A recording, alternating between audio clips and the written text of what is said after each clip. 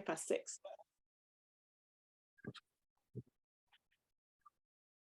So that's 5 past 6. So we'll start this event. This is a creative practitioners visual arts kind of event with Bothy Project. And my name is Leslie Young, and I'm director of Bothy Project. And I'm very pleased that you're all here. This evening. Evie will, my colleague, will continue to admit people, and there'll probably be a few more that join. But since you guys are all here, I think we should kind of get going. I'll start with some of the basic kind of housekeeping, just to get that out of the way. So this event will be recorded and made available online within our archive of our library of talks. The closed caption function is operating, so you can enable that at the bottom of your screen. If you're happy to keep your camera on, it would be great if you do that, just so that our speakers feel like they're in a room with people. But it's no problem if that's not possible for you. We ask that everybody, apart from the speakers, mute their mics. And questions can go in the chat, and we can save them for the end, or we can also you can also ask questions kind of in person, kind of at the end, after all the speakers have presented their work. So it's really kind of, I'll just do a kind of quick overview of kind of Bothy Project, because it's entirely possible that some people are new to kind of Bothy Project and what we do.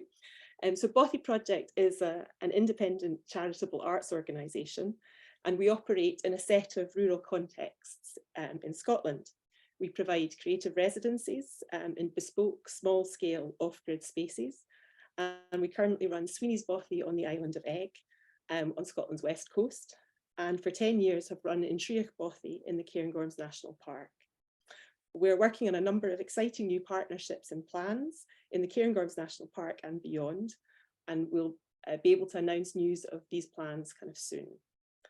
Intriach Bothy was imagined and built by Bobby Niven and architect Ian MacLeod in 2011, and it used an RSA Residencies for Scotland award and a collaboration with Edinburgh Sculpture Workshop and its members to realise it. Sweeney's Bothy, located on the Isle of Egg, was also designed by Bobby and Ian, and they worked with Alec Finlay as part of Creative Scotland's Year of Natural Scotland in 2013. The third Bothy that we've made is Pigrock Bothy, and that was at the National Galleries of Scotland between 2014 and 2021. And that wasn't a residential Bothy, the other two are residential Bothys. So we host creative residencies for practitioners in visual arts, craft and design, music, literature and performance, as well as thinkers, researchers and people local to each Bothy. So we have 5 residency strands. Creative practitioner, so that's the strand that the 5 residents who are talking tonight did residencies under. We also organise self-directed residencies or host self-directed residencies where people apply through open calls to be selected, and then they gather their own funds to kind of fund that time at the Bothy. We work in partnership with a number of organisations, including Baltic, Centre for Contemporary Arts in Gateshead, Visual Arts Scotland, and also we've done partnerships with Fogo Island Arts in Newfoundland. We've also ran a strand of residencies called neighbourhood residencies, and so they're residencies where people who live locally to the Bothys and are not necessarily artists and can come from any walk of life can attend residencies and yes, make them kind of useful and relevant to the localities within which the Bothys sit. And then we're also about to launch a 5th strand, which is fieldwork. And these are residencies for researchers, academics, and other experts investigating landscape in its widest sense. And the idea with these is that people's research will benefit from time at the Bothys, but also we hope that the kind of those residents will, a key part of what they want to do is actually share their research with the communities around the Bothys, but also kind of through our public programme. So fieldwork will be kind of rolling out kind of in the kind of coming year. So the aim of our residencies is to allow residents to explore creativity, landscape and living simply. And we'll hear a bit about that from the residents kind of coming up tonight. And it's also probably kind of relevant to say that we tend to allow the residents to choose their own direction kind of at the residency rather than imposing demands kind of on their time or direction kind of in what they do. There's also possibly the chance that they'll change plans kind of when they're there. So we're entirely happy for people to kind of yeah, just do what they kind of feel is right. But that's also why it's kind of so nice to kind of come together on an occasion like this to hear what actually happened, but also how it's kind of impacted on their practice, if at all. It's entirely fine if it doesn't, but often it does. So we'll hear more about that tonight. The visual artists who were invited to go on residency were Emma Dove, who was at Inshria in January last year, Dorian Braun, who went to Sweeney's on Egg, Helen McCrorie, who went to Egg in March, Tom Watt, who went to Inshria in March, and Amanda Thomson, who went to Egg. So between the 5 residents, they covered winter and springtime in the Cairngorms and kind of in the Small Isles. So this is the second Bothy Project in Discussion event, and the first conversation that we had was back in December, and that was with a series of writers of non-fiction who'd all travelled to Egg last year. That talk is online, kind of in our archive of talks, if you wanted to go and catch it. And currently we're also working with we're about to do a kind of selection for artists or composers, musicians and composers who work with contemporary composition, and they'll be travelling to Egg in 2023 for their series of residencies. And all these residencies have been supported by Creative Scotland. So thank you to Creative Scotland for their support of this strand. So now I should kind of introduce each of the artists. So I'm just going to change my screen because I've got a slightly odd sense of the screen. So first, I'd like to introduce Emma Dove. Do you want to say hello, just to so that Emma, so that you kind of pop up in people's Zoom screens? Yes. Hi, I'm Emma, and I'm coming to you from Dumfries and Galloway. That's great. Yeah. So sorry. So I'm kind of like I'm falling off the script already, but I just wanted to kind of hear your voice, Emma. But I'll sort of cover. I'll introduce you a little bit, and then maybe you'll say something kind of towards the end, if that's okay. So Emma works with moving image, photography and sound to make films and installations, often collaborating with other artists, composers, choreographers, academics, scientists and community groups. As you said, you're based in Dumfries and Galloway. Previous projects have explored relationships to place, the natural world, migration, notions of home and personal memory, engaging with local communities to create immersive works, layering long tape videos, voices and field recordings. She's presented work in exhibitions and festivals in the UK, Italy, Sweden, Romania, Brazil, Mexico and India. And in 2022, Emma worked with composer Stuart McPherson and sound recordist Pete Smith to realise Solway to Svalbard as part of the Wild Goose Festival in Dumfries. And maybe some of you kind of caught that event. So thanks, Emma. Dorian, do you want to give people a wave and a hello? Hello. Hello. You're up near Ullapool tonight, aren't you? Yes. Um, so Dorian has exhibited work in Edinburgh Art Festival's platform programme in 2016, and in 2018 was resident at the Scottish Sculpture Workshop in Lumsden, and then in 2019 at Edinburgh Sculpture Workshop, where he was resident with Jasper Kops. And Dorian, I had the pleasure of of spending a bit of time with you there at kind of ESW.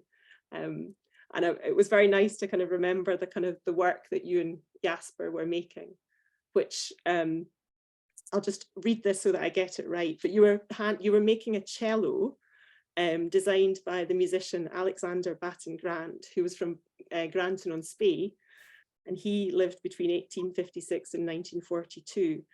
And he was well known for making fishing rods, but also musical instruments. And you were following a design that he hadn't managed to realize. And you and Jasper were kind of going from first principles, weren't you? Yeah, we found these drawings in Inverness Museum and tried to make them into something that could be played.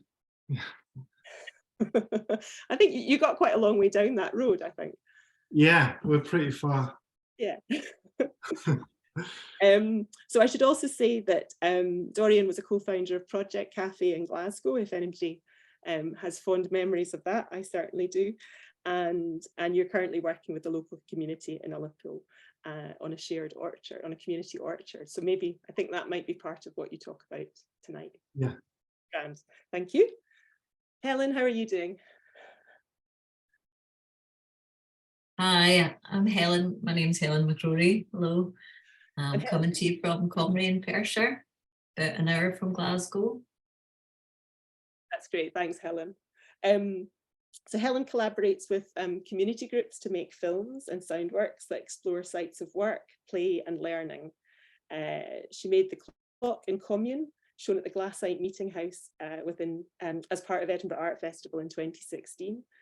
And in 2018 and 19, you were part of Collective's cohort of satellites and made the film If Play is Neither Inside Nor Outside, Where Is It?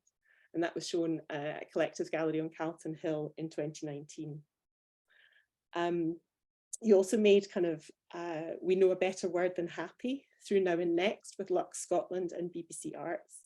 And you're an active member of the community in Comrie, including involvement in the Cultibragan military camp, which is now a community-owned space. And I think that might be something that you talk about or might drop into the conversation. Yeah, for sure. Yeah. Okay, thanks, Helen. Okay, and Tom, how are you doing? I'm good. Hello, I'm Tom. Nice to have you, Tom. So you're based in Moray, kind of up on the Moray coast. Yeah, sort of between Forres and Lossiemouth, in a little village called Hopeman. I've actually never visited, but it's a gridded village, isn't it? Pretty gritty, yeah. Gritty.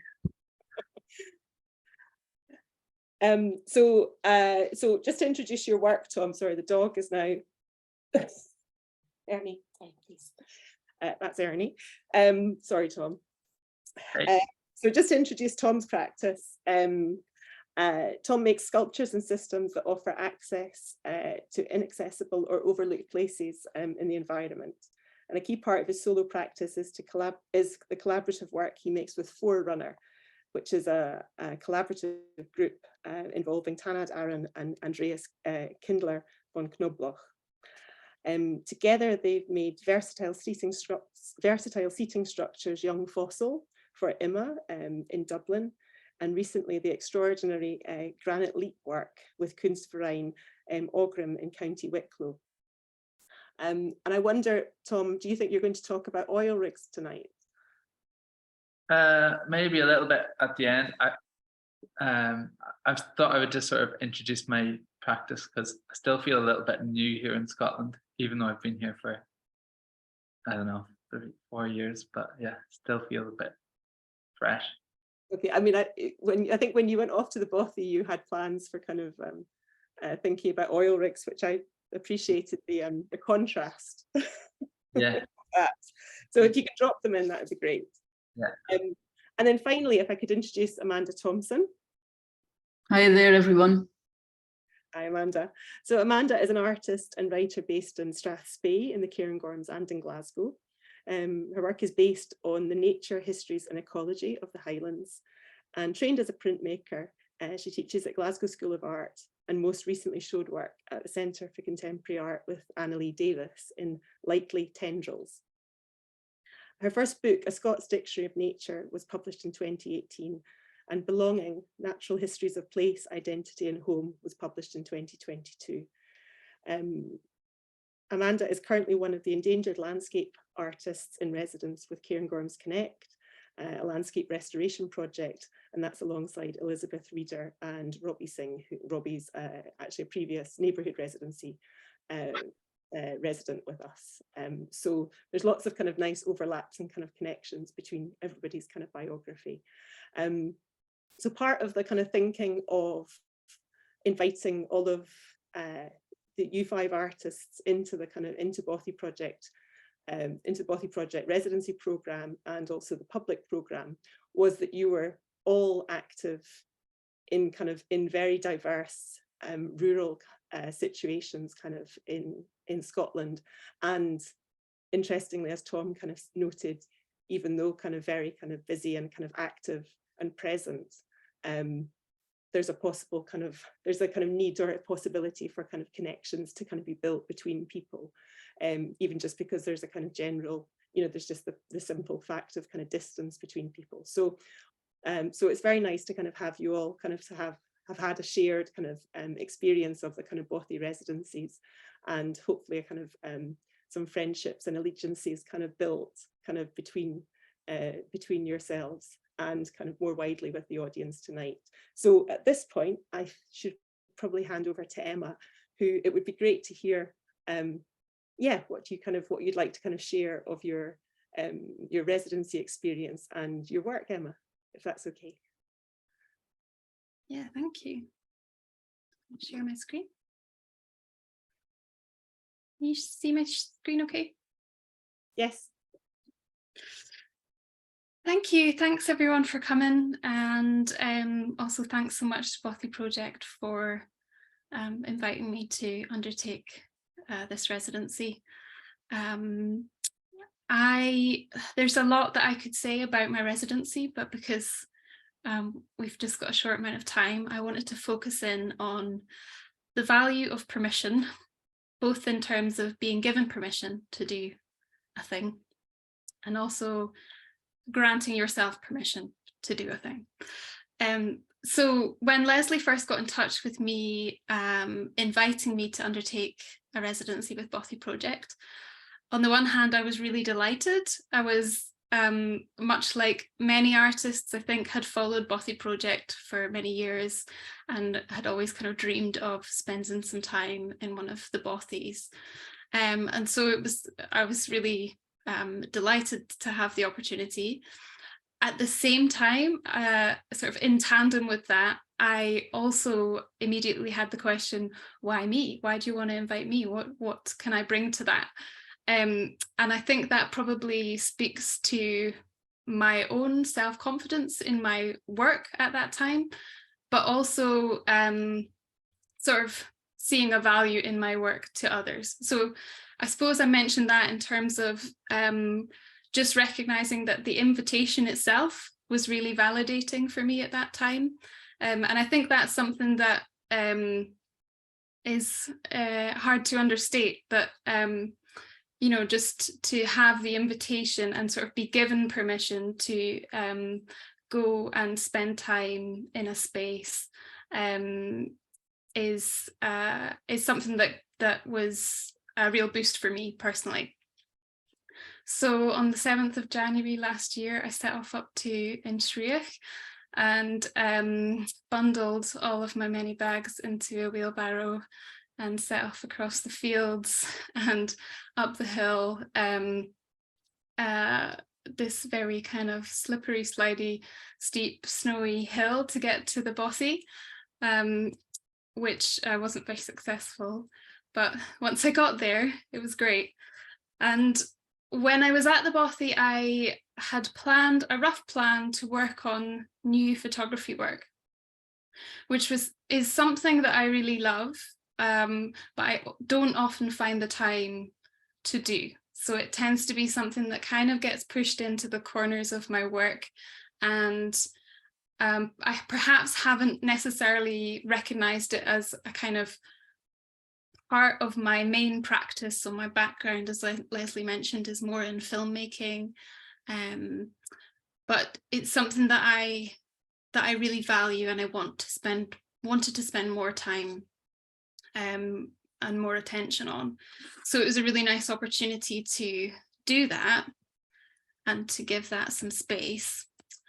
And in tandem with that, I decided to work through this online workbook, which is called Alt Text as Poetry. And for anyone who doesn't know alt text, it's the description that is put into coding of websites and social media in order to describe images for people who have visual impairments and use screen readers to help them to navigate digital spaces. And I'd come across this workbook, I'd seen it recommended, and it was one of those things that I had saved in one of my many tabs on my laptop, which I'm sure a lot of people can relate to, having lots of intentions there sitting in your kind of windows on your computer screen. But I'd always felt as though I really wanted to wait and give that time and find the right time to work through it. And this workbook was developed by two disabled artists and activists, Bojana Sokliat and Shannon Finnegan. And they created it by asking themselves two questions, which were, what if we approach access creatively and generously, centering disability culture? And secondly, how do we make spaces and experiences that disabled people not only can access, but want to access? And so this became a really useful way to frame my time at the Bothy and to provide some structure to my days there. But it also, quite importantly, gave me permission myself to work creatively using a medium that I don't usually use within my work, which is working with text and writing. So in my photography work, I'm really interested in capturing abstract imagery that captures kind of colour and light and tone in interesting ways, that is quite texturally ambiguous, so that maybe makes people wonder what they're looking at and is open to interpretation. I often use a long shutter and also sometimes a process which is known as ICM, which is called intentional camera movement, and to create images that are often dreamlike and have a sense of movement and transience within them.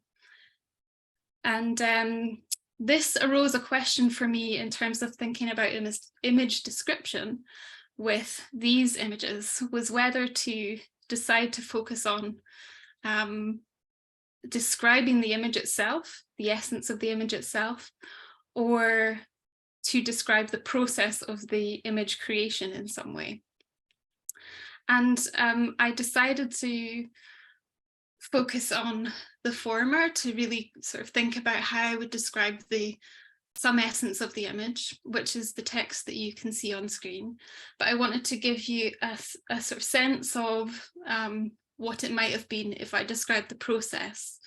So I have my notes from when I was originally working through this description, and I'll just read an alternative description to the image, which is that it might be described as a digital image of the glow of a pink sunset caught in the ripples of a fast flowing stream taken with a long shutter. So that would be the kind of practical description, I suppose, of the making of the image. What I wound up with after sort of a process of refinement is the description, which I'll just read out. Feathery pink-orange waves radiate from top right, rippling diagonally downwards into shadows, evoking long damp fur caught in the glow of a neon pink disco. And that, is a very kind of, is one interpretation. So it's really a creative process. And I suppose any one description of this image may differ from my own description, but that's what it evoked for me. So through describing the works, I came to understand that process of description itself as a form of translation. And that really goes back to the question posed by Bojana and Shannon in the workbook, which is, how we create spaces that are not only accessible, but are compelling and interesting. In this context, for someone with visual impairment, in order to engage with some essence of abstract photography. But the process itself also really helped me to look at my own work differently. And it took me a really long time because I'm not used to looking at my images and interpreting them in that way.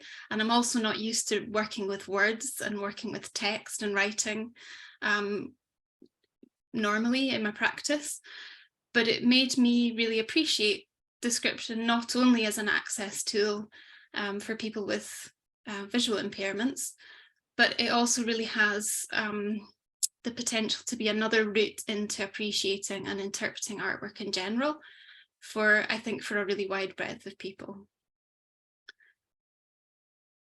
And I was reflecting on this process in putting it into context with things that I've worked on both before and after the residency, and I had a few realizations. One of which was that I have used writing before, predominantly in a project that I worked on the year, so 2021, through which I used a process called writing through, which is a process that was developed by the artist John Cage, and was applied in lots of different ways, but it essentially applies a set of rules to an existing piece of writing in order to pull out words and short phrases from that writing and create new kind of short poetic verses. And I used this process through a film commission from Glasgow University's End of Life Research Group, which was responding to the themes of a research project that they were working on that looked at death and dying in the UK and Japan. And that was another instance of being afforded an opportunity where the commissioners were really very open as to how it was approached. And again, that was a situation that really gave permission for experimentation, which I think can be quite a brave thing on the part of the person, the commissioner or the invitation to offer that openness to experiment. But it's really a very valuable situation, and one that we perhaps aren't often afforded in our kind of regular day-to-day. And so I used that process to develop a script for a short film called Hankyo, which means echo or response in Japanese. And then post-residency, I went on to work with the text in a much more involved way for the narration of a multi-screen film, which Leslie mentioned, a film and live theatre performance called Solway to Svalbard last year. And again, that was very much a process of interpretation and refinement of text, trying to capture the essence of something. And in this case, that was the migration of barnacle geese and the humans that live along their flight path between the Solway Firth in Dumfries and Galloway and Svalbard in the high Arctic. And I recognised that I had the confidence to take this on as a result of the ways in which I've worked with text and writing as a medium through these previous opportunities. So essentially I was able to give myself permission to work with text in that way, knowing that I'm not a writer, but finding that I do now have enough confidence to work with writing as part of my practice.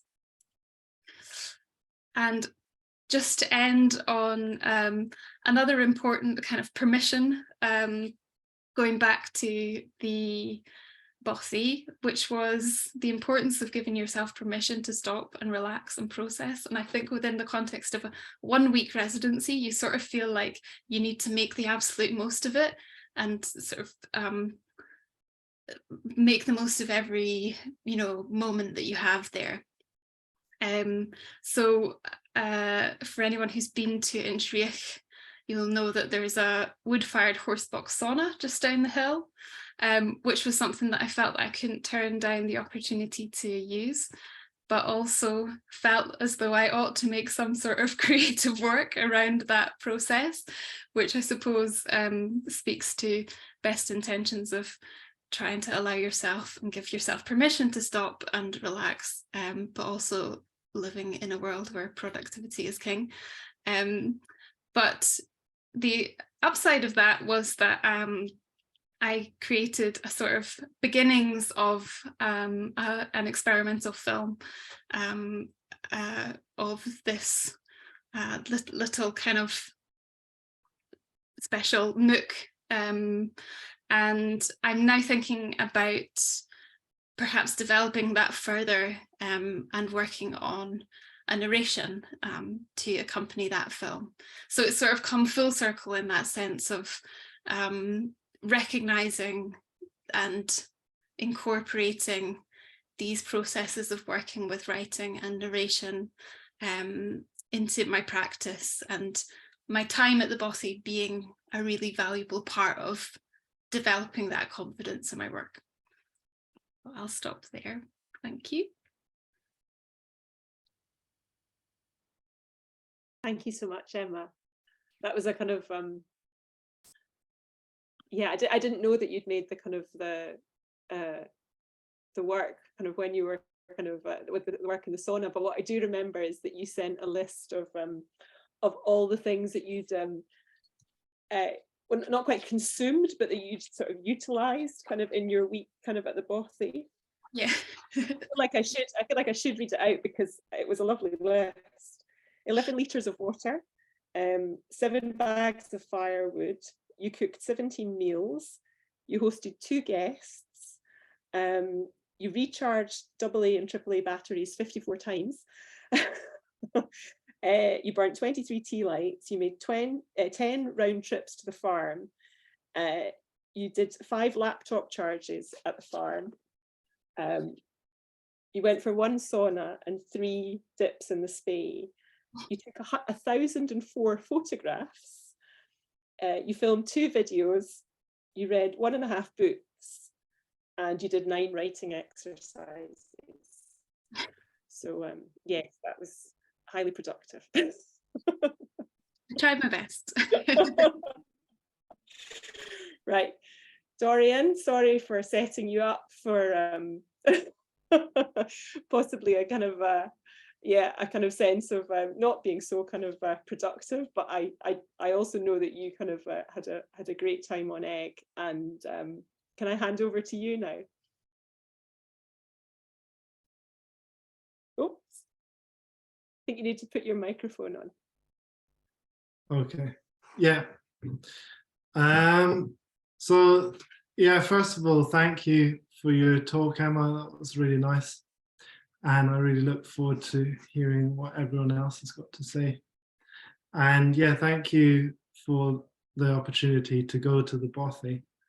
It was really special. And also I want to thank all the people that I met there and the communities that sort of welcomed me on Egg. It's a really special place and yeah, amazing community and landscape. Today, I'm going to talk a little bit about people and trees and how people are involved with the orchard. I studied art and I've worked as an artist and do lots of other things, but at the moment I work as a coach, so I have conversations with people who are facing challenges, and basically walking alongside them to overcome their challenges and achieve aspirations.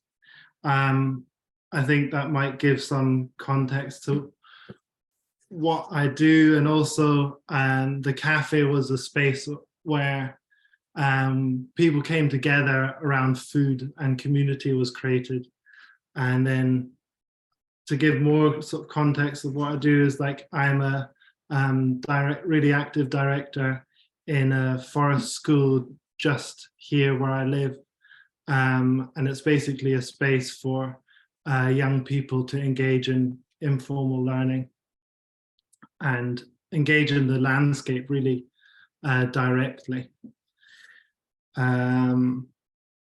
Yeah, and so the project that I'm involved in here is a community orchard, which is started by a woman called Tess in Ullapool, and I've been sort of grafting fruit trees and helping out wherever I can. And last year we planted 60 fruit trees that I'd grafted in and amongst the village, and some more fruit trees, or about 30 I'm planting around in my local area for the community.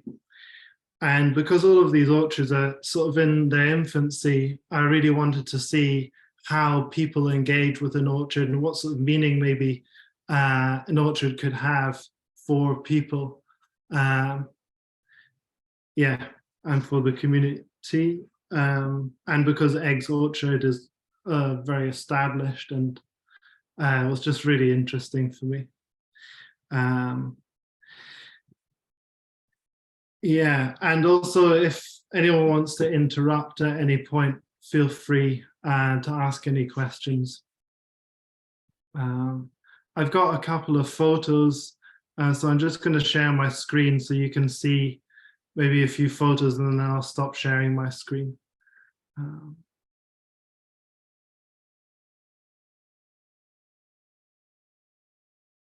So this is just a sign of a fruit tree from the orchard. And so the school planted some trees there. And there I was collecting cyan wood, which was grafting onto rootstock, which are now joined onto their rootstock and are growing well and will be planted out. Some will be planted out on the local community island, Isle Martin. They're ready to go out. And I also met Bob and Nora on my trip there and had a look at their orchard, and they had beehives. So I've just built a beehive. And these are some of the trees that I grafted from the cyan wood collected on my stay. And this is a stone of a Celtic, from a Celtic, but yeah, a Celtic carving basically, and it's of a tree. So I guess islanders were engaged with trees for a very long time, and has had meaning for them for ages. Is a close up, and so I'll stop sharing now because I've got a text on my computer that I'll just read mostly from.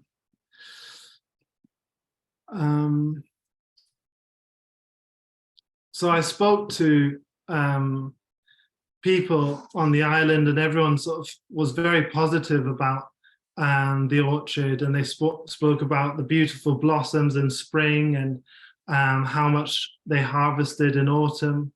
And people shared their cider recipes and cake recipes with me. But one evening I was invited around to Lucy and Eddie's house just down from the Bothy, and we sat around the fire on the couch, and Sarah was cutting Eddie's hair, and this sort of sense of care of neighbors tending to each other's hair sort of echoed in our conversation around trees. And I started talking about fruit trees with Maggie, Sarah's daughter, and she told me everything about how they cared for the trees, how they looked after them, how they pruned them and mulched and scythed bracken and tended to the orchard, and how they stored the fruit, and how everything is distributed for free around the community. one part of the conversation which sort of made an impression on me was when I asked her, do you help with the orchard? And she kind of looked at me with an expression like, duh, like, of course. But she didn't say that. It was just her face expression. But what she said was, I live here. And I took from that she found my question a bit stupid or silly, maybe, I don't know.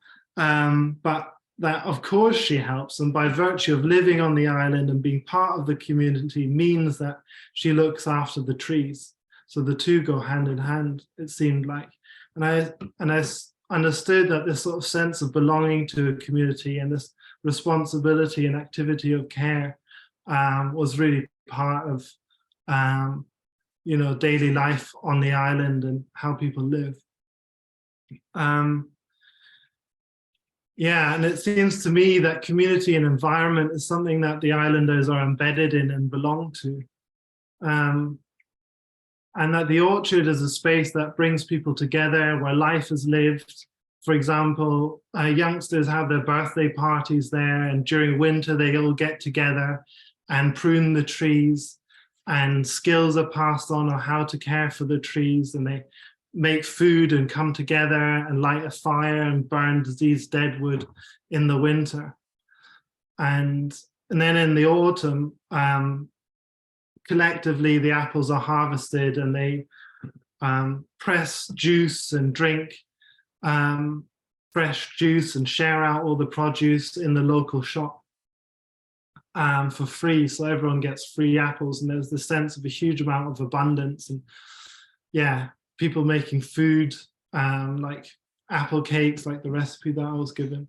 And I got the sense that this style of agriculture is not productive in the normative economic form, where productivity is measured in accumulation and profit, but instead the stories Islanders told were of blossoms and huge amounts of harvest and the free fruit that was distributed.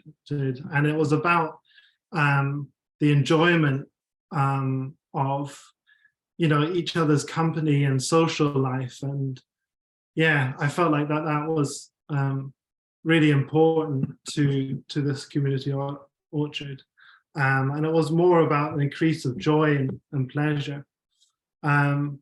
Beyond this, I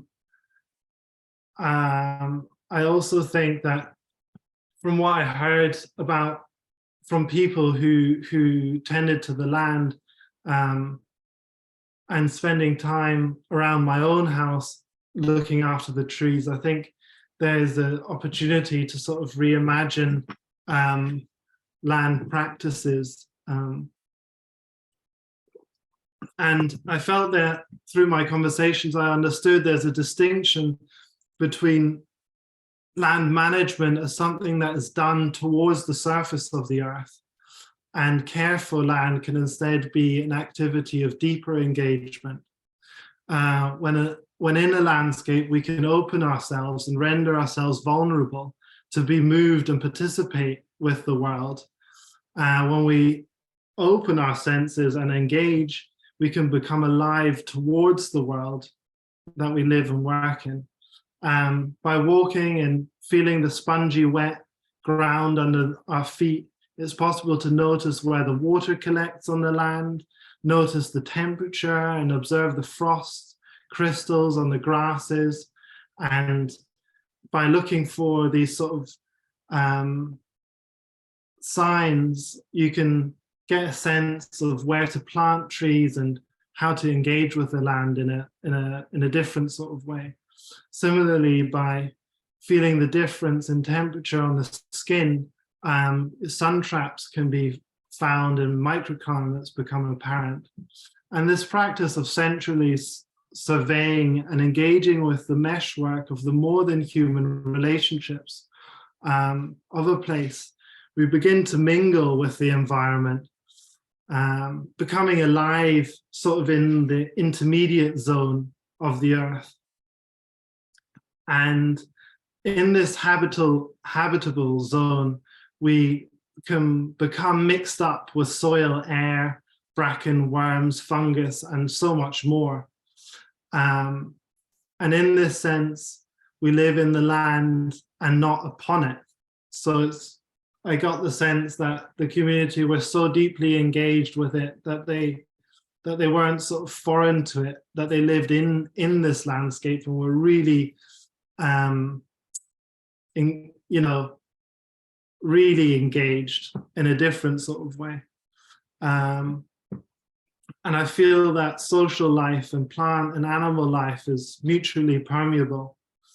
And again, there's sort of a difference that I saw in between being foreign and to an enclosed surface of the earth and living life in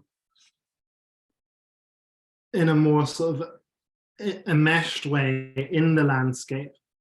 In a similar vein, there's a distinction between living at an address of a place and living and being actively engaged in a community, whether it's a human or more than human community or ecology.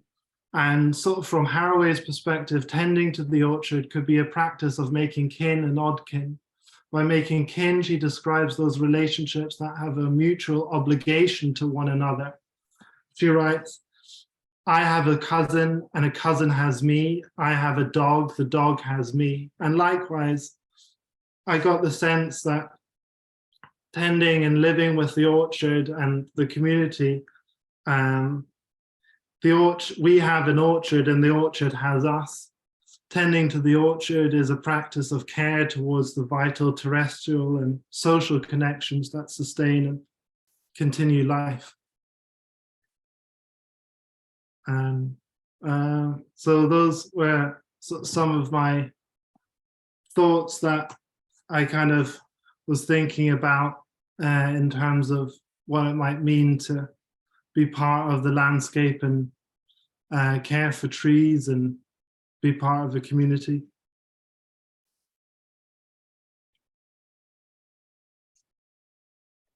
Thank you so much, Dorian. Can I ask one question just quickly? You mentioned Isle Martin. Yeah. Which can you just explain to people what Isle Martin is and maybe the similarities and differences with egg? Just so that people have got maybe an image in their head of kind of these two kind of island locations. Yeah, so Isle Martin is a really interesting place. It used to belong to the RSPB and then was gifted towards the Ullapool community. And now it's completely abandoned.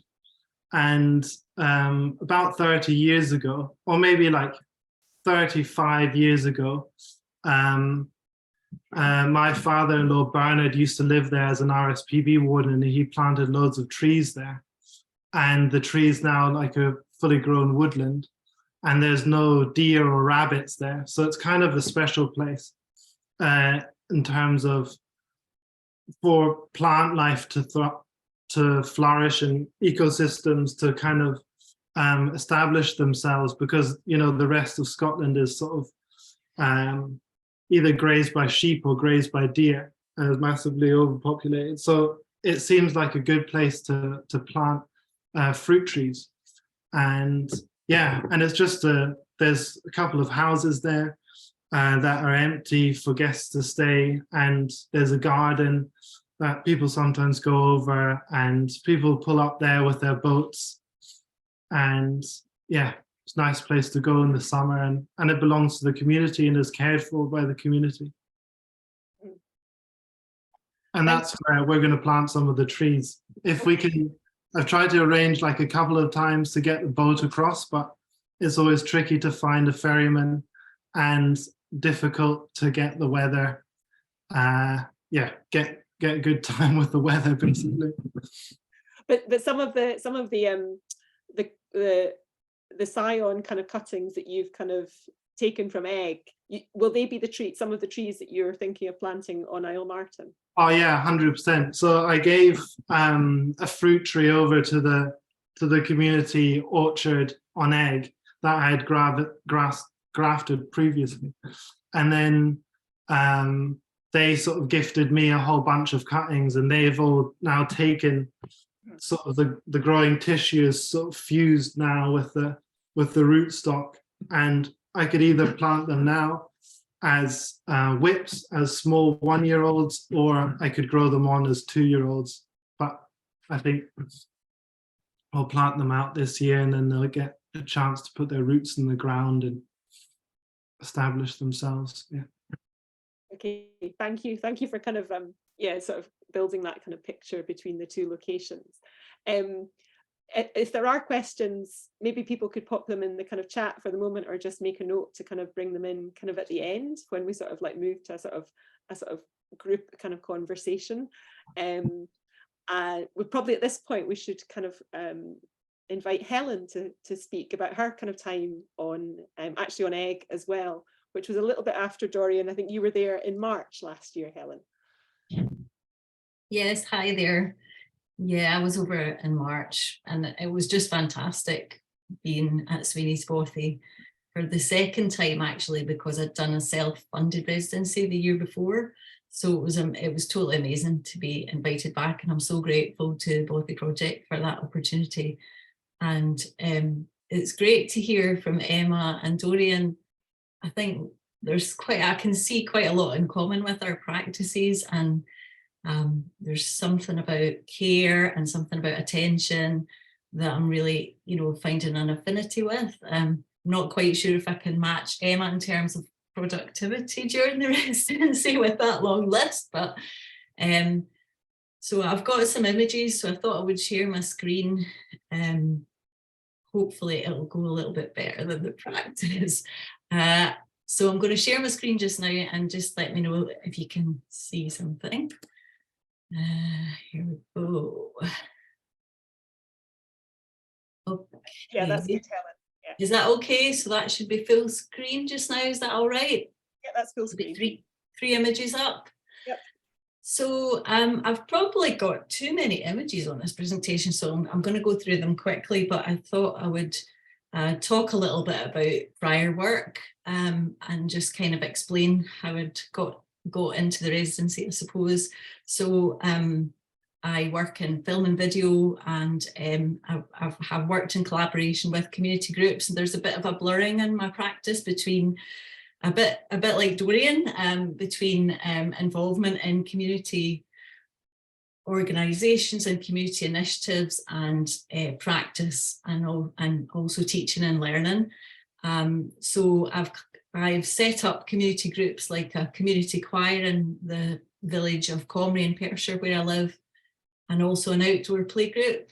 And so this is a film that I made with the community of Comrie in 2018, which was in response to quite a devastating village flood,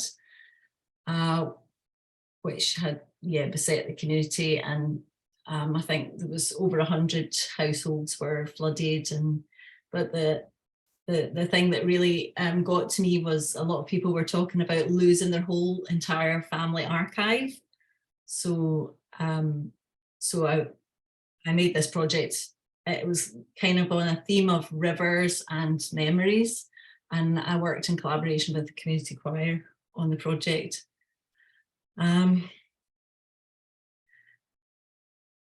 So in Comrie as well, when my children were little, I set up an outdoor play group,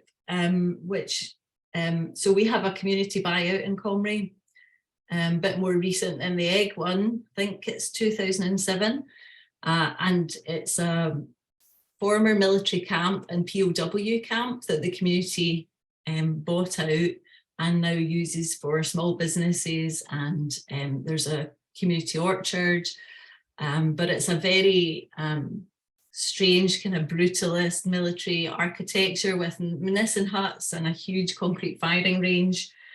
So in 2012 I set up an outdoor play group when my children were little, and there's some images here. So a few years later, I really felt compelled to make a film of the playgroup. And so this was done over several years.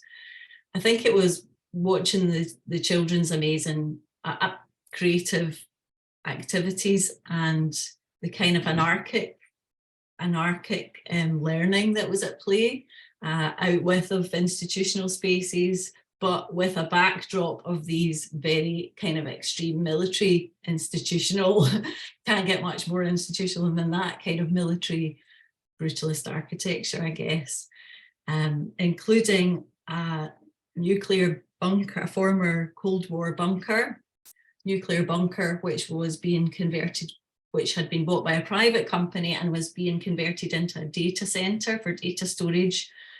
So for me, that contrast between the data gathering that the children were doing outside in a very kind of anarchic way, and this kind of institutional controlled data gathering was a really interesting contrast.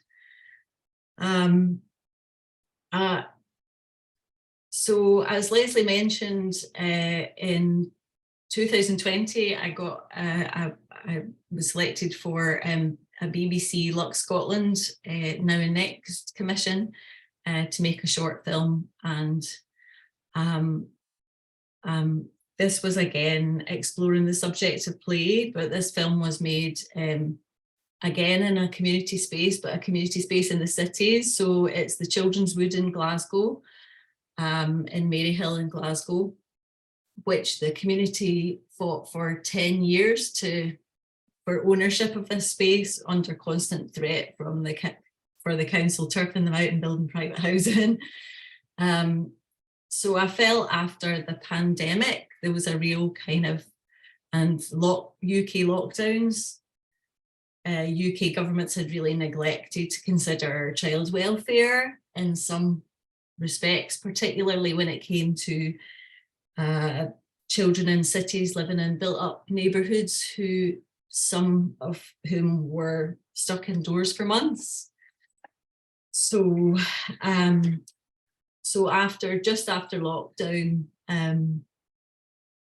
I collaborated with cinematographer Margaret Salmon, and we made this 5-minute film of the local schools and nurseries using the Children's Wood, which is used on a daily basis. I can't believe that it took the community 10 years to wrestle it off the council, but they're doing such an amazing job, and it's just a green space that's allowed to be has been allowed to be rewilded. So as part of my work, I work in collaboration with groups, and I do a lot of sound workshops, creative sound workshops, which lead towards sound design. So these are some production stills of the sound workshops with the local school groups who were using the Children's Wood. And I collaborated with the artist Richie Carey on the sound design, using those recordings. Here's another still from the film. As you can see, you know, the children are just allowed to do things that they just can't do in a concrete playground. And this is an area where only a quarter of households have no access to a private or a shared garden, over a quarter of households. During this project, I became really interested in creative captioning and working with Valerie Tuff, which was fantastic. And that really, so Emma's talk really struck a chord with me. I'm finally getting on to the egg residency. So after working with Margaret Salmon, which was an opportunity to work in 35mm film, which was amazing. However, I blew my whole budget on the film stock and processing, so didn't actually leave any fees. But it made me think I would love to work with film again. It was such a great process.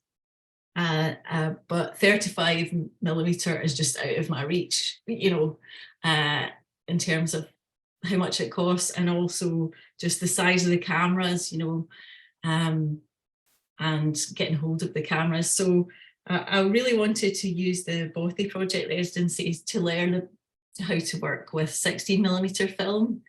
I'm really grateful to Alex Hetherington, who's a real expert in filmmaking, who gave me a a workshop, and spent quite a bit of time with me, talking me through how to load up a camera, how to shoot, and also lent me his Canon Scoopik to take to Egg.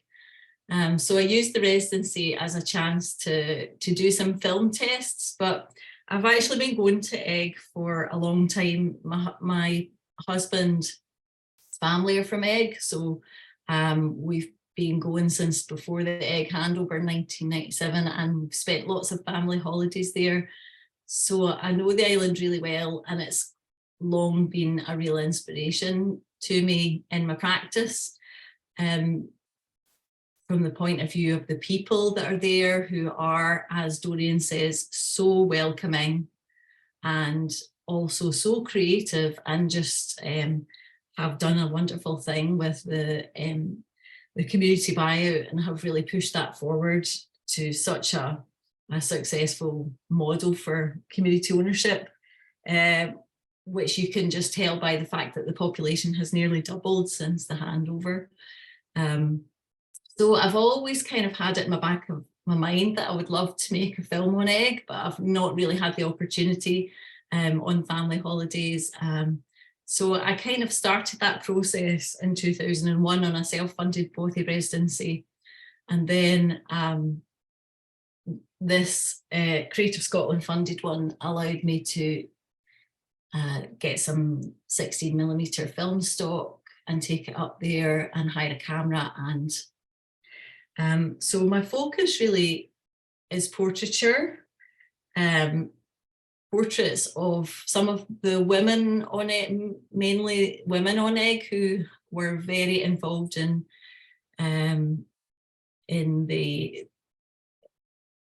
Isle of Egg Trust and in making that such a success, but also balancing that with work lives, trying to earn a living, and also taking the lion's share of caring responsibilities on the island as well.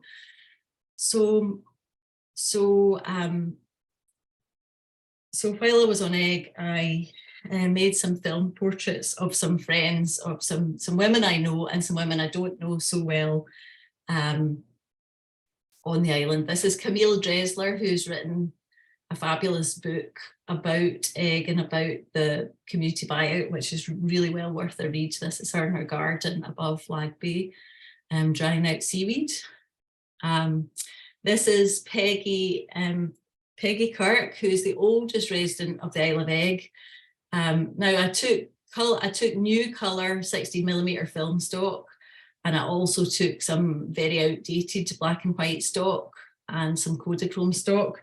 There's a shortage of 16mm film stock, so Alex let me buy a reel from him, and so I got some outdated stock, and I thought I would try that out, which I'm really pleased with the results. Actually, I really like the dark. It's created this really dark grainy footage in the black and white. So this is Sue Hollins in her Egg Organics farm. And while I was there, I did a sound workshop with the children from Egg Primary School, starting to think about a possible film on Egg, and thinking about sound design, and also just getting to know the children and filming them. And this is one of my favourite shots, actually, that I got on the island. So we were in the woods with the school children, and we were doing the sound workshop, and then I was doing some filming, and I took up my camera, and one of the children invented a pine cone camera and started to film me with their pine cone camera, and then another child started to film me with their pine cone camera. So that was just kind of my favourite moment. Some more footage of the Egg children in the woods on the outdated black and white film stock. Yeah, so I definitely would like to continue with this project. I do feel like I'm slowly working towards a new film, actually. I started off working in video when I was there in 2021, but I've definitely moved towards wanting to work in film. There's something about lots of aspects of it, the materiality of the medium, and also the elements of chance and the preciousness of it as well, that really kind of appeals to me. It's quite a special moment, and I really like the separation of sound and image as well. So hopefully, so I think that the Bothy Project has really set me on a path to a new piece of work. So I'm very excited about where that might go next, and I'm hoping to return to Egg sometime soon. I have to say that I thought I would have progressed more by now, but life and jobs has got in the way, as quite often happens.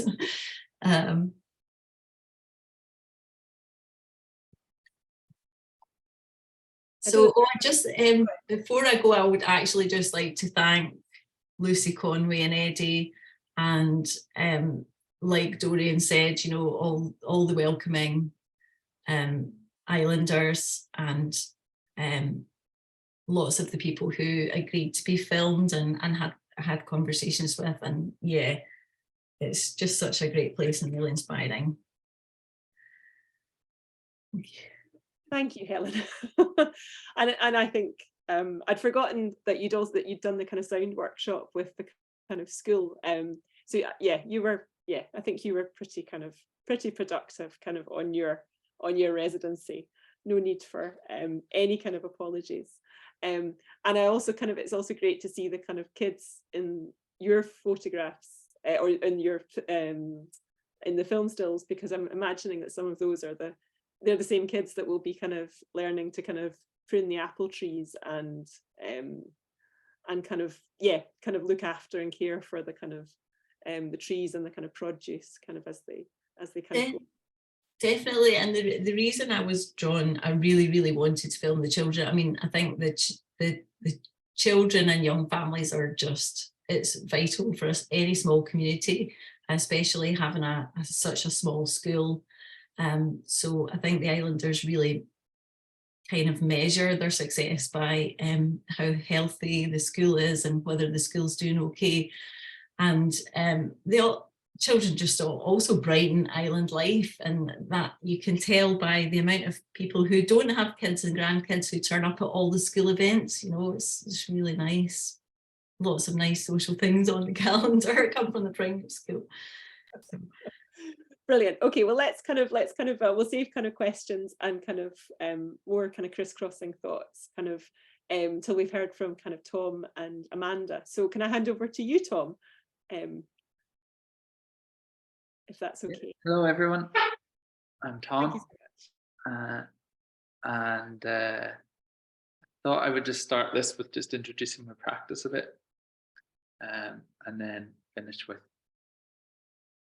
what I got up to at the Bothy.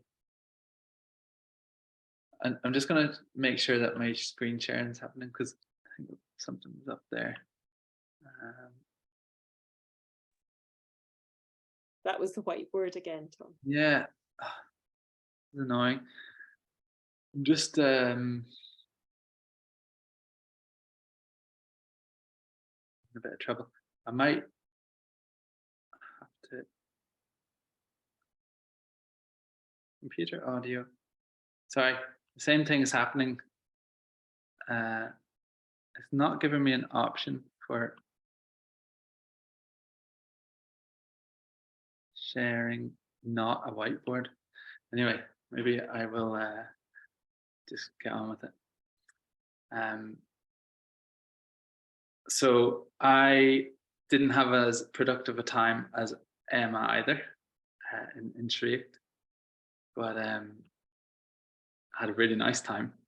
The weather was really nice, sunshine every day. So I kind of felt this, you know, I had intentions of doing a bit of reading and working on a few drawings.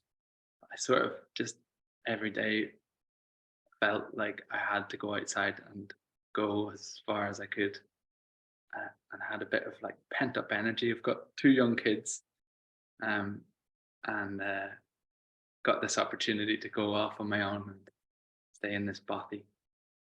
and a friend gave me this more suitable bike than I own, and I was able to just kind of get out and use energy to get as far as I could, which was really great. And then just day after day, it was like that. So I was like, oh, I can't. Try to sit there and do a little bit of reading, and then the sun shone in, and I kind of just went out and explored a bit more. And then on the like 6th day, how long was I there for? It snowed, and I had all this stuff sitting outside the Bothy, and I was packing up the night before, and I couldn't find loads of my stuff because it was under 4 inches of snow just out of the blue after a week of just no sign of it. I'm sort of, I might kind of try and rejoin, or I'm really struggling to get my. Tom, can I ask, the document that you want to share, is it still open in the window? Is it still open on your desktop? Yeah. That means maybe the. Yeah, that could be it. Right, let me try again. Yeah, I was trying to be clever with cleaning up my. That is it. Sorry, everyone.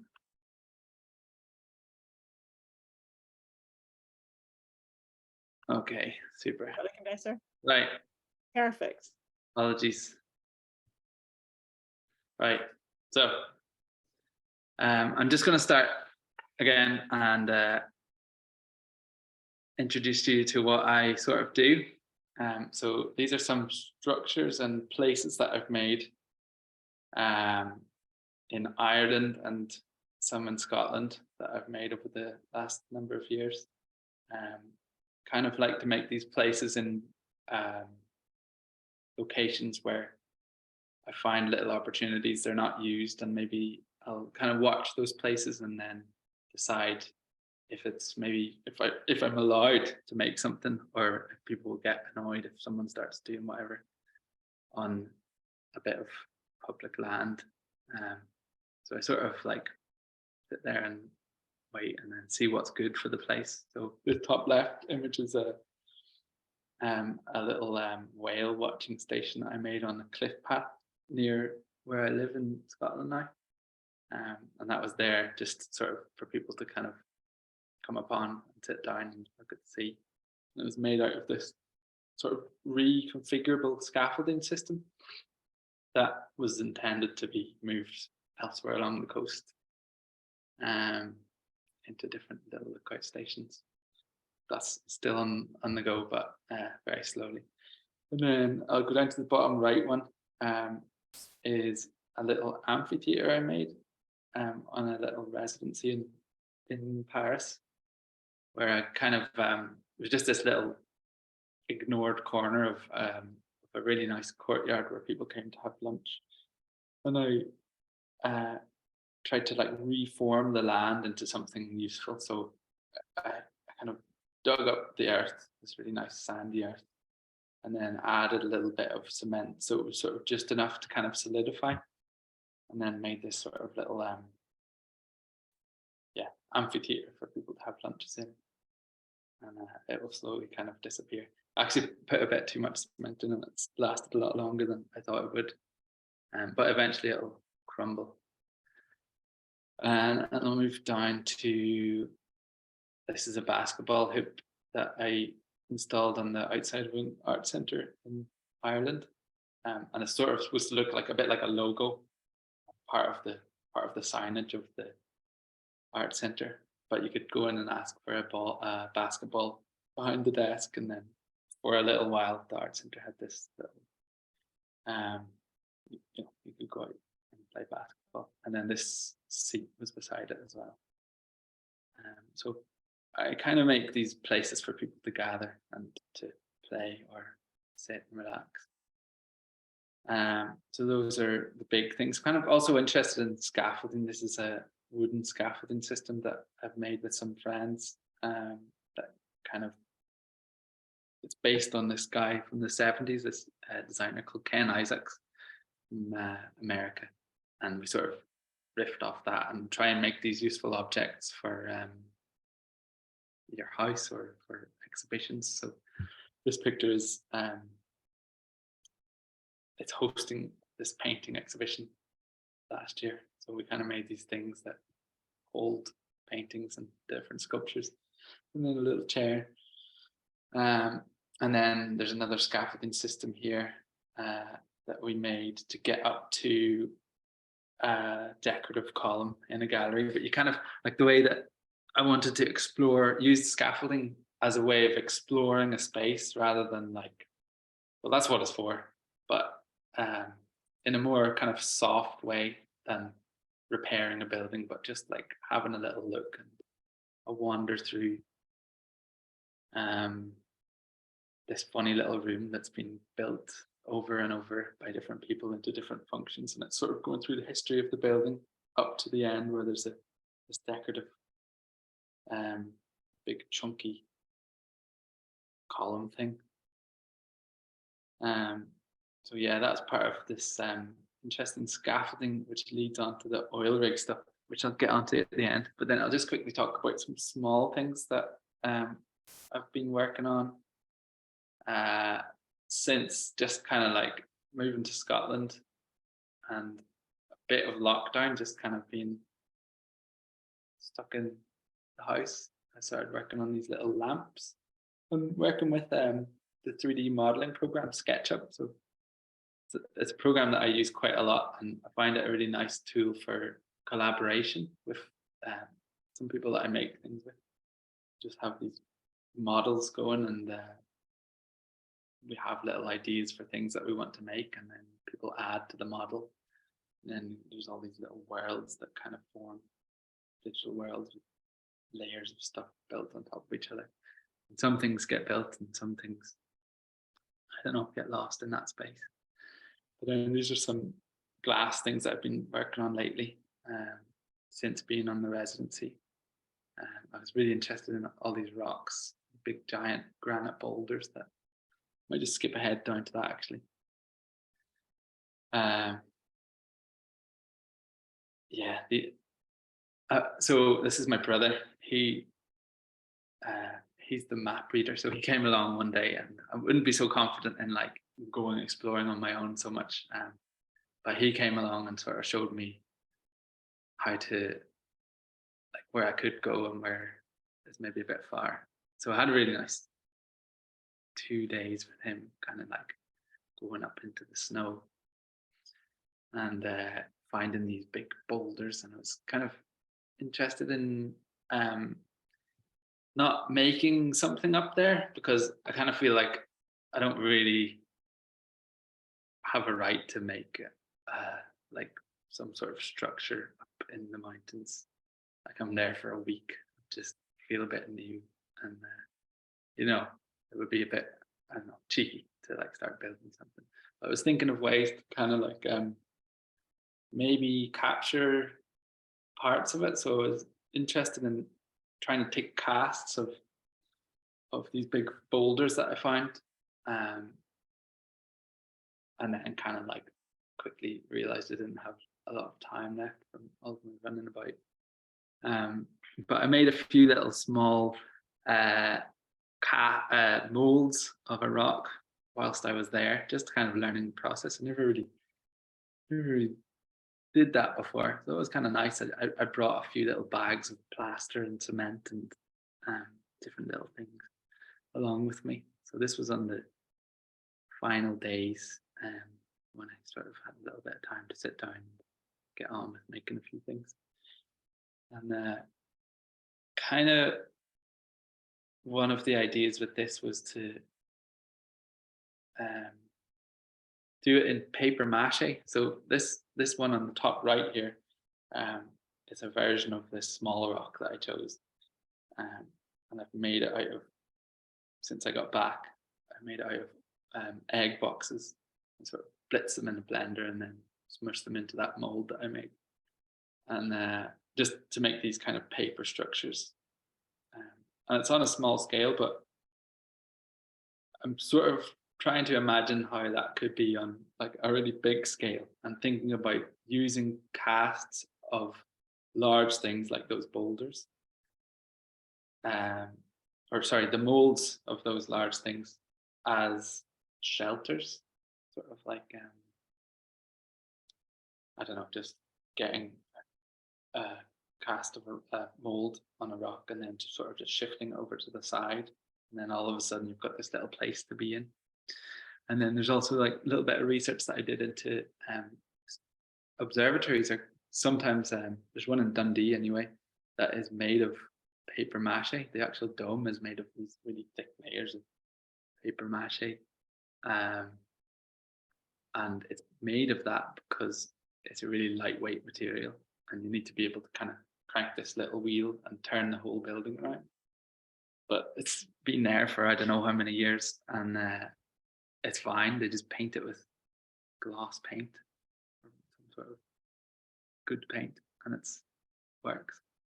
Kind of just like thinking about, I considered making something, some sort of shelter out of paper that I would slop onto a boulder that I find, and then be able to kind of like make this a temporary dwelling that I could bring places. That's about as far as I got, other than a bit of playing around at home afterwards in some spare time that I had. There's a little observatory that from a long time ago that I did a drawing of. And then this is the Larry Grew. So this is one of the paths that I spent a bit of time on my exploring. This is the beginning of it, and I kind of got up to this point, and then the weather gets a bit like, I don't know, it looked a bit scary, and I went a bit farther, and then I started not really being able to see, so I kind of quickly lost my confidence and maybe didn't go a lot farther than that. But it was far enough for me. Yeah, and then like I put this little image here as a little example of just this seeking out little opportunities in the land where you could consider draping something over that and making a little simple shelter. I just really like how that's like really machine straight, like it's just almost level, and that could be used for some sort of platform or walkway or something like that. Oh yeah, and then this is another work that I did since with these guys that I work with in Ireland. We were asked to redesign this, or this girl called Kate has set up the first Kunstverein in Ireland, which is a German model of art center that isn't a gallery. It's sort of like a workspace, office, studio, but you can present things in it. Like it's a really flexible space, and she's got this little ground floor, sort of old hairdressers in this little village in Wicklow in Ireland. Just myself and two friends to think about how we could work that, like make that into a space, but not in this kind of way that we would make it into like doing up a cafe. It had to be an artwork. So one of the things that we like to do is like trying to introduce a problem, and then to kind of deal with it if there isn't already like a leak or something like that. But maybe you can just throw something in there to kind of make the space a bit more interesting. So we decided to get this big bit of granite from nearby, the village of Auckland, where it is. There's lots of quarries around there, and we found this.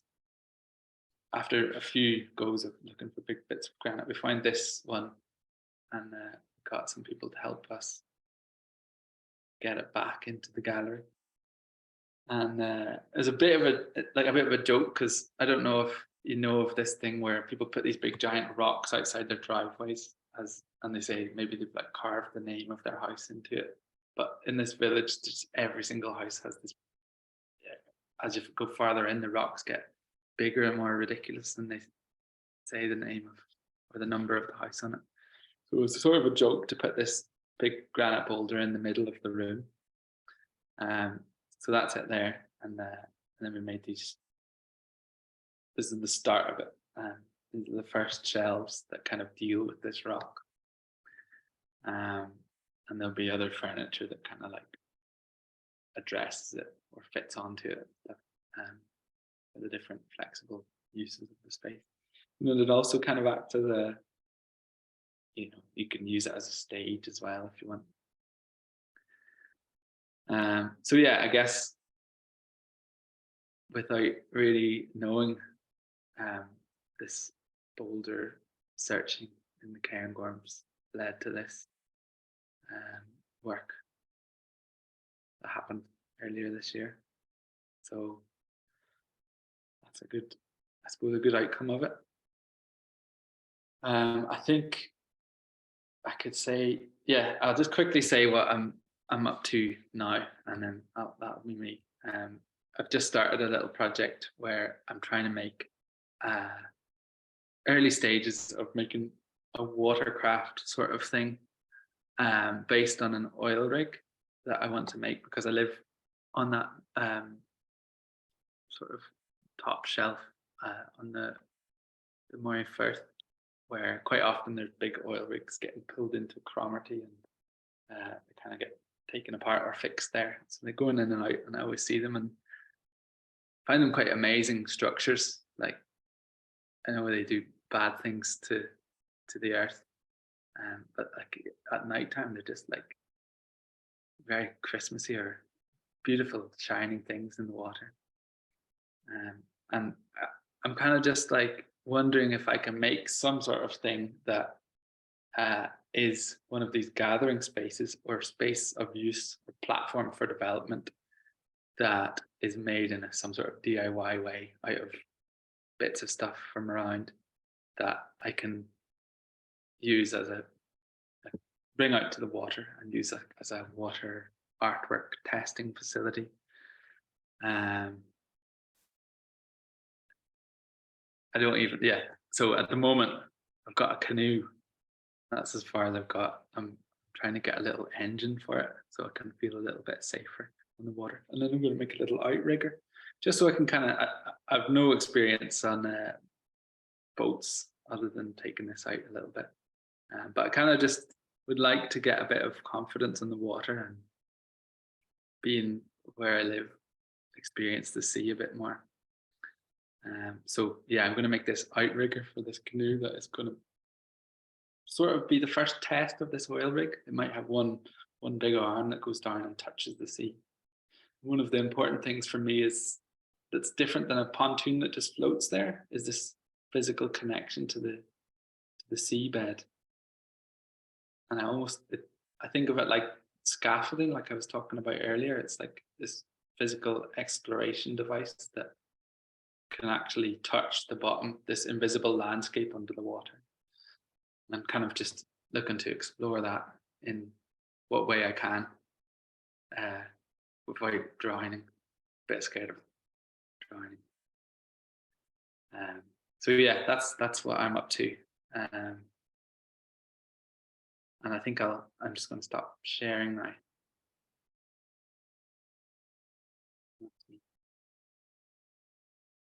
Thank you, Tom. The prospect of moving like that kind of really massive rock kind of in Wicklow all of a sudden seems so much easier than kind of the sort of the water focused work that you're making. These are quite big challenges. Yeah, well, we had a lot of keen helpers for that. That were, the rock was, I didn't actually. I had very little part in moving that rock. There were some very keen forestry. But it's all about technique. Surely it's kind of like, it's kind of like rolling it on logs or something, It was like that. It was amazing. Yeah. Good to watch, like the pyramids. I think I've seen kind of things that Dorian's been up to, kind of up near Ullapool, that involve maybe diving. Have you been diving, Dorian? Yeah, I've been free diving, yeah. Oh wow. I live on the loch, so I sometimes go out free diving for scallops. Yeah. So as soon as you said about creating this contact to the seabed that's so unknown, it's really interesting down there. Yeah, it would be great to explore. I'll let you know when I've got some sort of stick down to the bottom of the water and you can come along. Yeah, come. Brilliant. Okay, well, I hope I've kind of I hope that's all a safe kind of and yeah, kind of a careful kind of project that we're talking about. Let's kind of move on to Amanda, and then we can kind of all kind of join in the kind of conversation. Amanda, can I just hand over to you? Yeah, absolutely. Let me just share screen. Can everybody see? Yeah. Yeah, that's working. Yeah. Great. Yeah. So yeah, I'll just talk a bit about my work and what I got from my time on Egg. I was there in May, and I guess I'll just kind of quickly, because I'm conscious of time, so I'll just quickly talk about my work generally, and then talk about a little bit about what I did on Skye. And it was such a brilliant invitation to get to Skye. And when Leslie gave me the option of where I wanted to go, it was Inchreach or Egg. I said Skye, sorry, Inchreach or Egg. And actually, as the crow flies, probably Inchreach is probably only about 10 miles from where I live.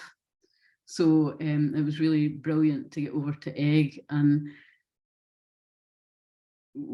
it's funny, we talk about the residencies as a kind of moment of but actually the process of me getting there was really kind of important as well. There's something about how you shed your path, you shed your past in your life, you know, and everything you're worried about to get to these places. And for me, the journey over, kind of driving from the pine woods of the Cairngorms and across the water, and just the shifts in light and tone and landscape and things like that was really important to me. A lot of my work is based in and about landscape, and as I say, it's particularly about the landscapes of Scotland and the Highlands and Abernethy Forest. And a lot of my work is about slow art and slow looking, and it's really interesting how everybody who's talked about their work, there's so much that's about what you pay attention to and what you notice and what's before you. So that kind of aspect of it, I think, has been really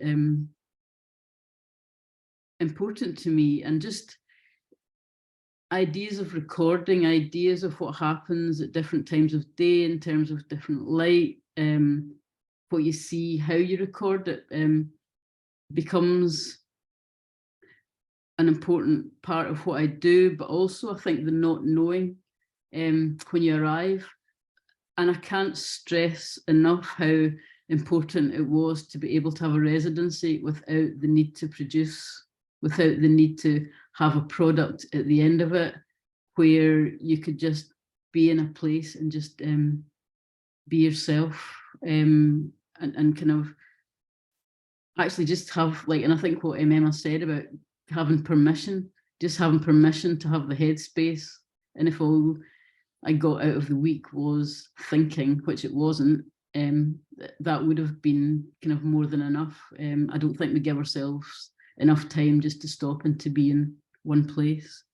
So as I say, I mean, I'm really interested in slow art and slow making and looking and paying attention and what's before me.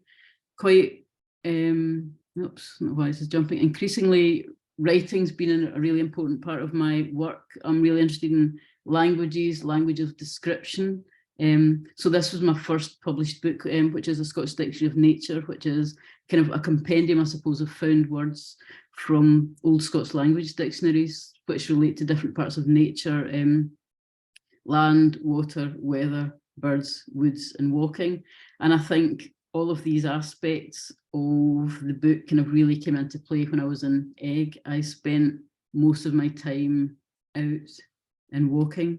That's one of the pages from the book about the different Scots words that we have for walking. And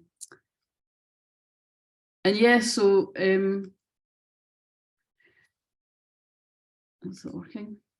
Oh, clearly not. So yeah, a lot of the work that I make is about spending time in place and gathering, and a lot of the work I make and the forms it takes depends on what I find.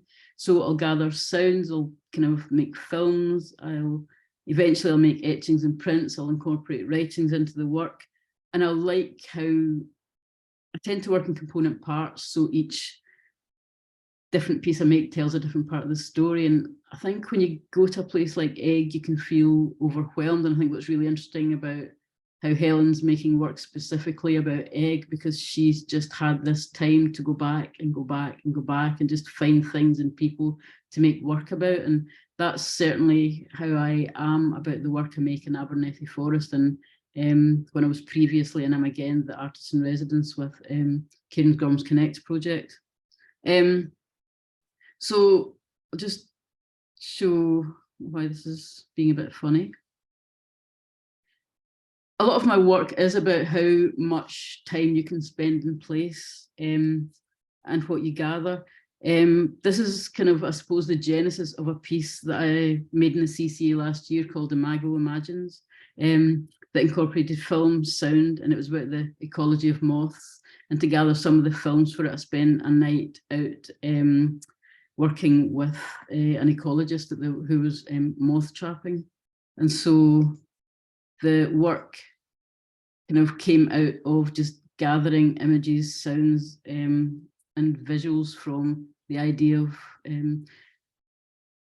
what's invisible, what's important, but what is there, but what isn't there, or we don't think about because we can't see them. And this is a piece that was eventually in the CCA, was about how you make the visible, how you make the invisible visible, but how you kind of attend to the significance of what's invisible. You know, how moths are incredibly important for biodiversity, but are really important indicators of the health of the air and the environment that we live in. It's a list of moth names that were found kind of in the Cairngorms area. Pieces that I would make about twin flower, which is quite a rare and really important flower, an incredibly beautiful flower, becomes an essay about the different kind of aspects of the flower, finding out its ecology, its relationship to Linnaeus. I'm really interested in how you kind of put different layers of things together, again, as I say, to tell these different stories.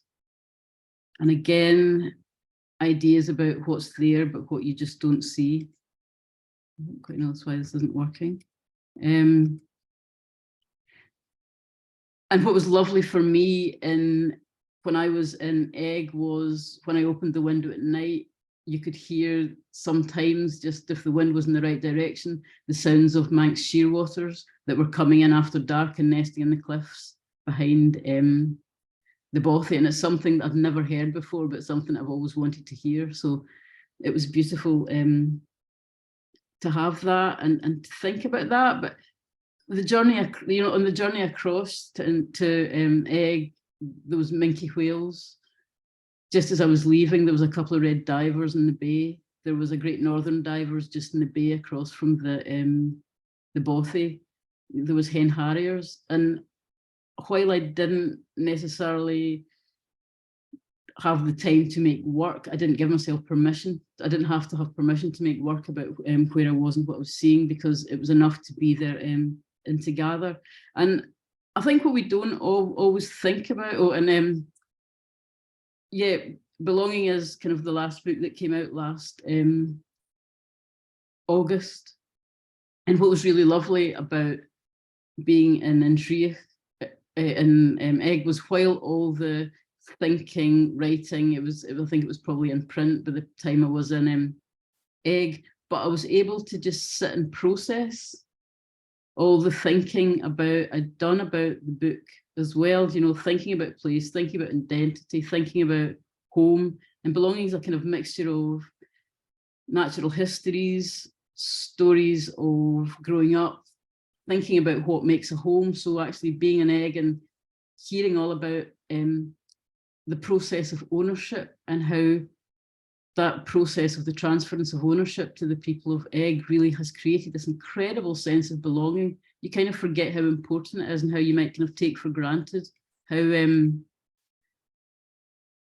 what a sense of home is, but you really kind of felt that on egg. Yeah, so it was rainy, it was beautiful on egg, it was rainy. I did a lot of walking, I made a lot of notes, that some of which got lost after being out in the rain. But I actually started, I just got a commission for a piece of work at the Edinburgh Arts Festival when I was there, and that was the first time I was actually able to sit in a space and make notes that I was kind of thinking about. The Arts Festival commission was about the Union Canal in Edinburgh, and it was really on egg, even though it felt completely separate and completely far away, that I actually started to think about what I might want to make in response to the commission. And there was an awful lot of thinking that I did and planning that I did on egg while walking, and I would have a, you know, would kind of make notes on my phone, and I would take sound recordings as well as I walked. So I think egg, though it's completely different, was really instrumental for the piece of work that eventually happened, mainly in Sinuosities, that happened as part of the Arts Festival commission. And then I think just ideas, I walked loads and loads, I made walk drawings, kind of mapping where I walked, really made me think about light, space. You know, there's a point you could go to where you could see the Calmac ferry kind of coming in across the Minch as well. Visited the community orchard. Where I am up north, I volunteer in a tree nursery up north, so I volunteered for half a day in the community tree nursery and egg, and got to know some of the people and volunteers there. Ideas of repeated walking are really important to my practice. So, you know, a couple of walks up along the cliff tops at the top of the island, finding flowers like mint and everlasting, really nice. I think that's a ruby tiger moth.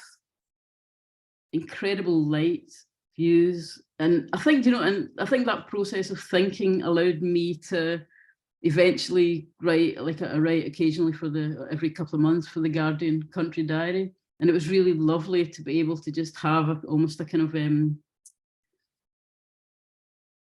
just almost a synopsis of the time that I had on egg, just, and how it really kind of synthesized a lot of the things I was thinking about and really kind of made me think. And actually I managed to write something for the Guardian and something for the BBC Country File as well, about it as well. And I can't stress enough how wonderful just that week was for allowing me the headspace to think, to be creative. I've got hundreds of pictures, probably like Emma, that I haven't quite been able to do anything with yet, but it's another, there's something about going to places and having residences like that allow you to just kind of bank ideas that are there that you can go to when you need them. And it might not be immediately, but I'm sure that there'll be things that I'll return to. All right, so I'll stop there though. Thanks. Thanks, Amanda. Thank you. And thank you for leaving a wee bit of time. I'm aware that time is kind of like, yeah, there's been so much kind of that's been said. I feel like we should probably just check. If you've got questions that you want to put in the chat, then do that. But equally, if people want to ask questions kind of straight away, we've only got sort of 10 minutes left. So so I would say kind of don't be shy. But there was a kind of the sort of, I mean, I'm sort of sorry and glad that I kind of set up this idea of kind of productivity kind of after Emma's kind of introduction.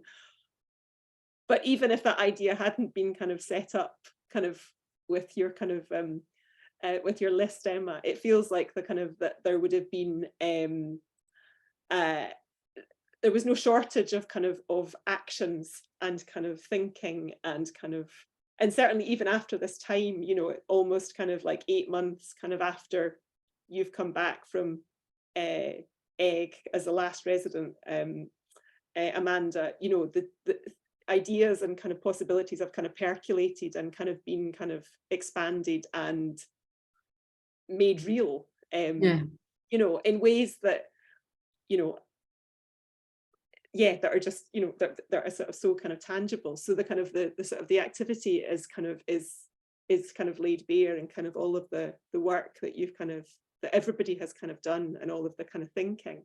Can I ask, sometimes there's a kind of, there's something particular about Bothy Project residencies, because you're living kind of generally kind of by yourself, you know, there's sort of solo residencies with maybe the possibility for a guest kind of on occasion. Is that part of what makes them kind of particularly kind of productive and kind of full of kind of possibility and time? Maybe can I offer that to, can I ask, maybe Amanda, if you just want to, yeah, go. I mean, I think definitely, and I think actually the lack of internet for me was really important. I think I maybe took an iPad, but I didn't take my computer, you know, and actually I didn't really have that much screen time, you know, so there was things about the questions that you maybe had, but you had to hold because you couldn't quickly look them up. So there was something about, you know, and I'm a sucker for a Calamack ferry, so there's something about how the slowing down starts really, you know, way before you get to the island. But I think just that idea of being able to slow down, I think was incredibly important. But I think just being by yourself and having to live simply, because you're restricted in what you can take, you're restricted in what you can cook and how you cook, you know, so you haven't got everything that you have at home.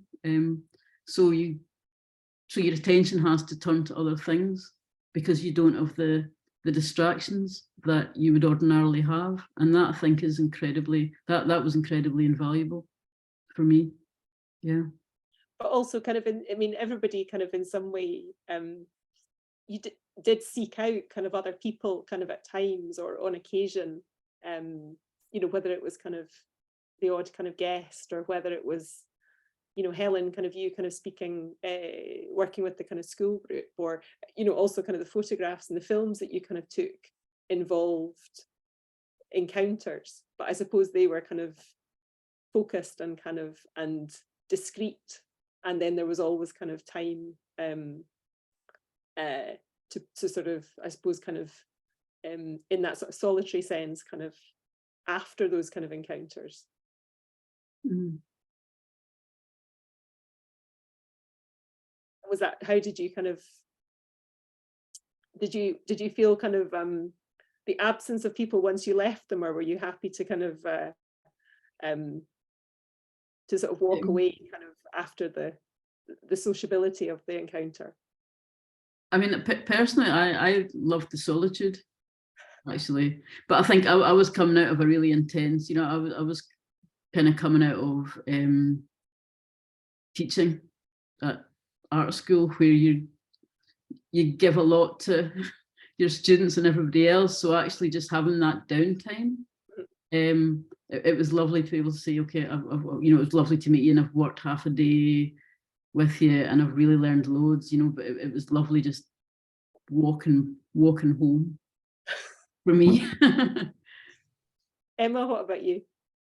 Yeah, I was going to say, just that was like another kind of form of permission in a way, was the permission to like leave your normal routine. And for me, that part of that was my partner giving me permission to leave him alone at home with our 12-week-old puppy at the time, and just like abandon them and abandon him for like full-time puppy parenting while I went off to, so there was a real like escapism in that sense, because I guess anyone who's had a puppy, or indeed a child, is probably even more intense. I don't have kids myself. But yeah, that permission, like almost a slightly guilty feeling of like, I'm just off to do my own thing for a whole week. But, you know, the permission of being able to do that, being really liberating and making it kind of more precious as well.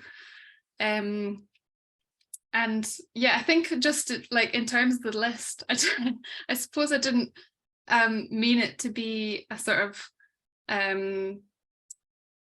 like a tally of productivity, but I was like just wondering just now about why I did kind of tote up all those things. And I was thinking, I guess we're now kind of live in a world where we can sort of accumulate data around almost everything that we do. And in a sense, it was like, I don't know, trying to tally like the sort of consumption or the things that nourished me or kept me going during that time, as opposed to sort of monitoring my own kind of body, you know, more about like the ways that my body was engaging with the place and what I needed to survive and thrive in that place. So a lot of the things that I tallied up, I suppose, were more, I mean, yeah, I did take 1,004 photographs, but a lot of them are like a variation on the same thing. So yeah, I think it was less about productivity and more about sort of acknowledging a different mode of being that kept me going whilst I was there. And I was kind of intrigued to see how that measured up. That's great. I feel like I'm going to kind of push again for kind of questions if anybody wants to put. I suppose I was going to come on to Emma's point. I really enjoyed that, just going with how my own body felt as well, and I really enjoyed the solitude that Amanda was talking about in the evenings. I would say I really enjoyed that quiet time in the evenings, and also just not having to make 3 meals a day, just eating when I wanted to. Or only making a meal when I wanted to. You know, that sort of like getting out of kind of everyday routine was really quite liberating. It was great. Not having to make a meal for anyone else, that was good too. You know, those sorts of things were amazing. And I really enjoyed going for walks by myself and just paying attention to nature and not taking the camera. To be honest, when I took the camera, it was quite stressful, because I did find that a bit stressful. It was great. It was a great opportunity, but it was a big heavy camera, which I didn't know well. And just getting it around, so walking it across the island with sound equipment as well, and getting it to places and making sure it didn't rain on Alex's camera, and those sorts of things were a little bit stressful. So I really enjoyed coming back to the Bothy at night and just or in the afternoon and just like reading and having a real quiet time. That was amazing. Yeah. Dorian, do you have anything that you want to kind of add kind of at this moment?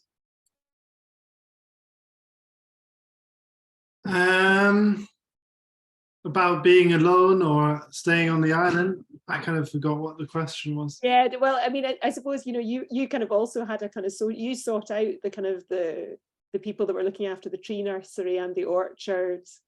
So like Amanda, I also volunteered in the tree nursery. And yeah, I loved speaking to the people there and how they engage with the land. Like, I forgot, what was the name of the woman who ran the tree nursery? Tash. Tash, and her dad, he was there.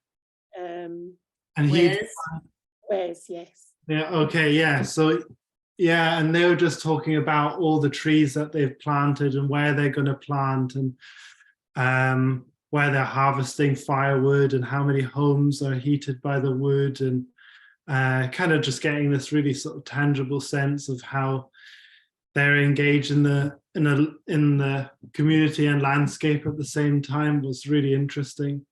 And also speaking to people about the sort of community can-do attitude. So on the day that I left, they were installing solar panels, and just people just, you know, from the community got together and they were just on the peat bog passing panels to each other and screwing them down onto the metal frames, and just everyone gets involved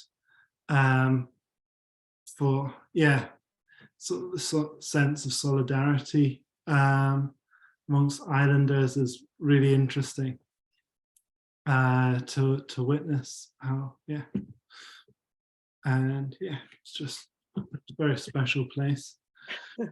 Well, that's I mean, that's very kind of, I'm so pleased that, you know, that it was both enjoyable and interesting and at times challenging, and for all of you. And I think at this point we'll probably just sort of bring things to a close, because it's 8 o'clock and I feel yeah, sustained by like all of the kind of work that you've kind of offered and all of the kind of ideas that you've kind of offered. And yeah, I would hope that kind of the audience would kind of join in kind of saying kind of thank you to you all. The recording of this will be kind of within our kind of archive really quite soon. I think Evie will kind of sort of be sure to kind of do that. And I should also thank Evie, because Evie's been kind of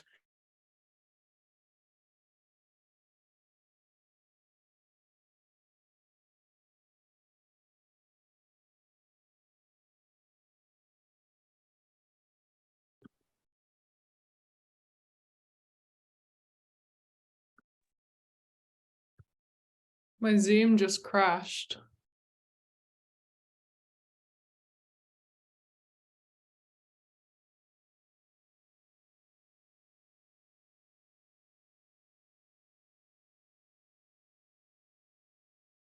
I can't hear you, Leslie. sorry, I thought you'd kind of closed the kind of the Zoom recording because you didn't want the kind of the wrap up. No, it crashed, but we've still got some people here.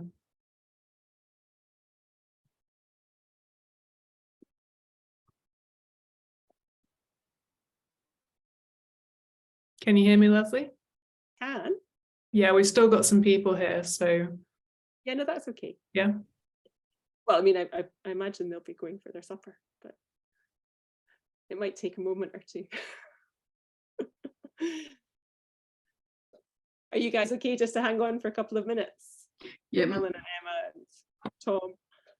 My mum just phoned there at the end, so I'm going to have to go and phone her back soon, because Oh yeah, no. I mean, it's really just to say goodbye, kind of, you know, in that kind of that way. That's kind of always a bit. It feels so rude to kind of like just walk out of the, you know, the digital room without a kind of without a cheerio. Right, I think is that just us, Evie? Yeah. Yeah, I think so, yeah. You know you're still recording?